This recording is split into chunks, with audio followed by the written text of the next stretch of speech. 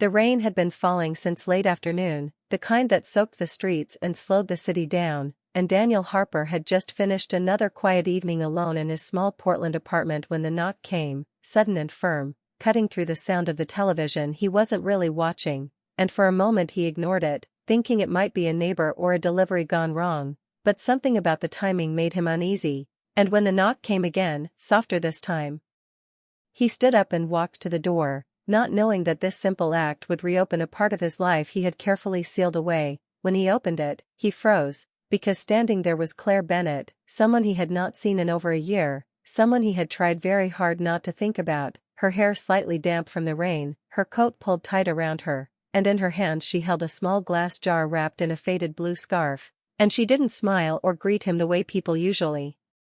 do after a long absence. She just looked at him with an expression that was calm on the surface but heavy underneath, as if she had been carrying something for far too long. Daniel stepped aside without speaking, letting her in, noticing how the air between them felt tight and unfamiliar, and she stood near the door as if unsure whether she was welcome, glancing around the apartment that still looked almost the same as before, clean but empty, quiet in a way that felt louder than noise. After a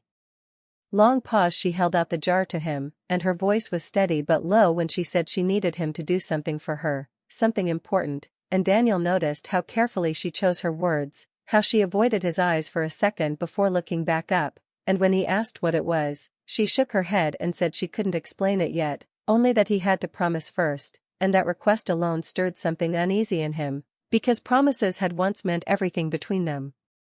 and then meant nothing at all when things fell apart. He hesitated, studying the jar, seeing folded pieces of paper pressed against the glass, wondering why something so ordinary could feel so serious, and before he could stop himself he agreed, because he had always found it impossible to say no to her, and Claire let out a breath that sounded like relief mixed with fear, as if she had been bracing for rejection. She placed the jar into his hands and for a brief moment their fingers touched,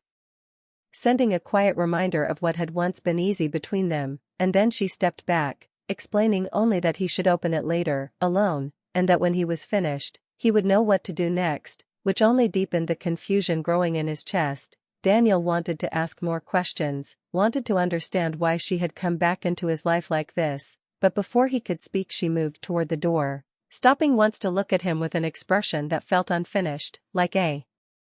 sentence cut short, and she told him she was sorry for bringing the past with her, but that some things could not be carried alone anymore, and then she left, her footsteps fading down the hallway as the door closed softly behind her. Daniel stood there for a long moment, the jar heavy in his hands, listening to the rain and realizing his apartment no longer felt like a safe, quiet place, because the past had just walked in and left something behind, something fragile and unresolved, and as he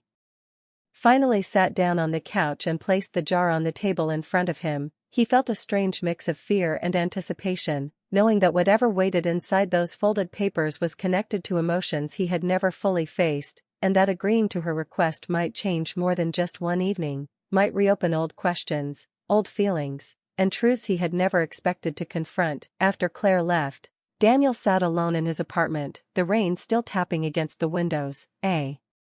soft rhythm that matched the nervous beating of his heart, and he couldn't take his eyes off the jar on the coffee table, its glass glinting faintly under the dim light, almost daring him to open it, and after a long moment of hesitation, curiosity won over restraint, and he carefully unwrapped the faded blue scarf, feeling the texture between his fingers as if he were handling something sacred, then twisted the lid open and lifted the first folded slip of paper, unfolding it with a mixture of anxiety and anticipation, only to read words written in Claire's familiar handwriting, words that described moments between them he had long forgotten or thought he had imagined, moments small but vivid, a laugh shared on a rainy afternoon, a quiet glance exchanged in a crowded room, the way she had noticed him before he noticed himself, and with each slip he unfolded, a wave of recognition and emotion hit him harder than the last, some notes short, others longer, yet all carrying her quiet observations, things she had kept to herself for years, things that revealed how deeply she had seen him, how much she had understood him when he had thought no one could, and as he read, memories he had buried started rising, some bringing a smile, others a pang in his chest, and he realized that every folded note in the jar was a piece of her heart she had never shared, a secret collection of feelings kept safe, waiting for this moment, waiting for him, and he couldn't stop turning each paper over, devouring every word, recognizing the vulnerability and honesty in every line, the way she had captured their shared silences, their unspoken bonds, the subtle moments of closeness that had always meant more than either of them admitted at the time, and as he reached the bottom of the jar, he found a larger envelope tucked beneath the rest, heavier somehow, different, and with a shaking hand, he opened it, revealing a longer letter where Claire poured out the story behind the jar, explaining that she had been keeping these notes for years because she had never found the courage to speak her feelings aloud, because she loved him quietly, from a distance, believing it was safer than risking rejection or heartbreak, and that now she needed him to read them all and make a choice, to decide whether to treasure these fragments of her emotions or to let them go. And as Daniel read her words, he felt the weight of years and unspoken truths pressing down on him, realizing that the jar was never just glass and paper but a collection of moments, a testament to her love and patience, and suddenly he understood that her request was not simple, that she had trusted him with something deeply personal, something that demanded more than a casual response, and with every note he read, he felt a growing connection, an undeniable proof that their bond had never truly faded, and that the quiet longing, the subtle affection, the tender observations she had kept hidden for so long, were now entirely in his hands, leaving him stunned, overwhelmed, and at the same time moving toward an understanding he had never anticipated, that love could live in silence for years and yet emerge with such clarity and intensity that even the most ordinary object, like a small jar of folded papers, could hold the power to change everything between two people forever. The next morning, Daniel found himself driving along the rugged coastline, the jar resting on the passenger seat beside him, its weight heavier now with the knowledge of what it contained, and he thought about Claire's words from last night, how she had asked him to do something with it, how she had trusted him with a piece of her heart she could no longer carry alone, and as the waves crashed against the rocks outside his window, he felt a mix of anticipation and fear, knowing that this moment would force him to confront not only the contents of the jar but the emotions he had long tried to ignore. When he reached the spot Claire had described, a quiet cove where the ocean stretched endlessly and the wind carried the scent of salt and freedom, he saw her standing at the water's edge, coat wrapped tightly around her, hair loose and fluttering, looking out at the waves as if waiting for an answer, and Daniel's heart tightened because in that simple stance, she seemed both strong and fragile, carrying a weight he could suddenly feel in his own chest. He approached slowly, the jar clutched firmly, noticing the hesitation in her posture, the way she seemed to need this ritual but also feared its outcome, and when she finally spoke, her voice was soft but trembling, confessing that she hadn't trusted herself to do this, that if she kept the jar or read it again, she would never move on, and Daniel understood then that this wasn't just about the notes or the jar, but about closure, about releasing a love held silently for too long, a love that had shaped her every thought but had never been expressed in the ways she wished. He wanted to ask the questions that had burned in his mind since the night before, questions about why she had disappeared, why she had never told him how she felt, why she had let years pass without a word, and finally he asked, his voice low and careful, why she had never shared these feelings before, and Claire's eyes met his, glassy yet determined, as she admitted that she had loved him when he was already hurting, when life had seemed too heavy, and she hadn't wanted to add to his burden, that she had observed, waited, and cherished from a distance, afraid that speaking her heart would make everything worse, and Daniel felt a shock of emotion, a mix of relief, sadness, and wonder, realizing that all this time he had never been alone in his feelings, that the bond he thought faded had only been waiting for the right moment to surface. And then she asked him, the words almost a whisper, to throw the jar into the ocean, to let it go where it could do no harm, to release the past and give them both a chance at moving forward. And Daniel stood at the edge of the water, waves curling at his feet, wind tugging at his coat, heart pounding, staring at the jar and imagining the memories being swept away into the endless tide, knowing that this single act would mark a turning point, yet feeling an unexpected resistance, a hesitation that surprised him, because as he looked at Claire, waiting patiently but silently, he realized that the jar wasn't simply a container of papers, it was a symbol of everything they had shared, everything left unspoken, everything that had quietly built between them over the years. and suddenly he understood that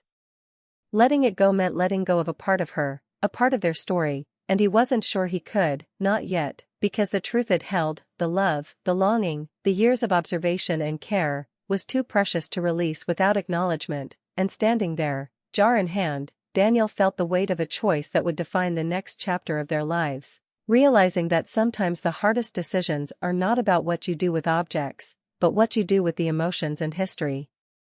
they carry. And as the wind whipped around them and the ocean roared beneath the gray sky, he made the first step toward a truth neither had dared speak, a truth that would either set them free or bind them closer, and the seconds stretched between them, heavy with unspoken words, the jar between them no longer a simple request but a revelation of hearts long held in quiet suspense, leaving Daniel stunned, uncertain, and yet compelled to act, knowing that whatever choice he made, the meaning of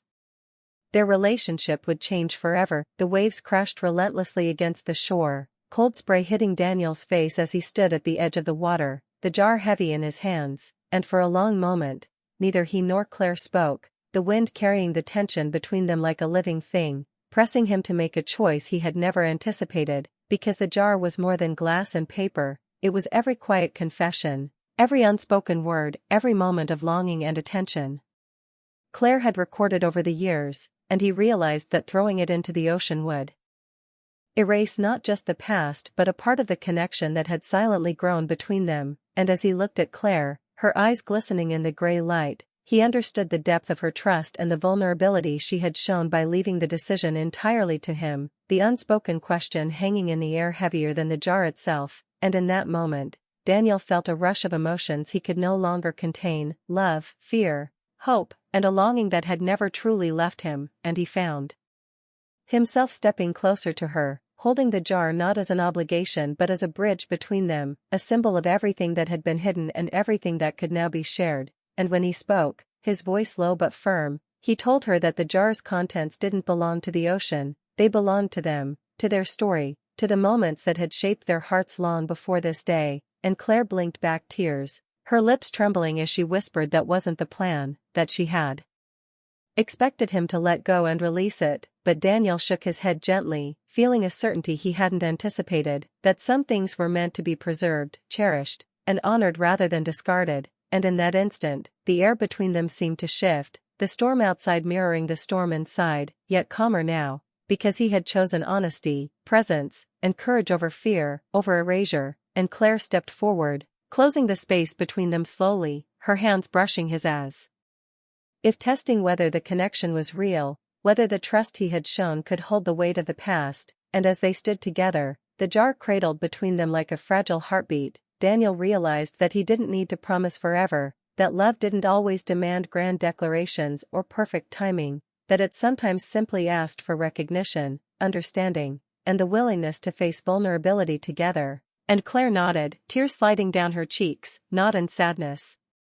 but in relief, because the decision had shifted from loss to possibility, from ending to beginning, and they walked away from the shore side by side, the jar between them no longer a burden but a testament to patience, devotion, and unspoken affection, a reminder that some truths, once revealed, could heal rather than hurt, and that the real surprise wasn't what she had asked him to do with the jar, but what the jar had revealed about love's endurance, about hearts willing to wait, about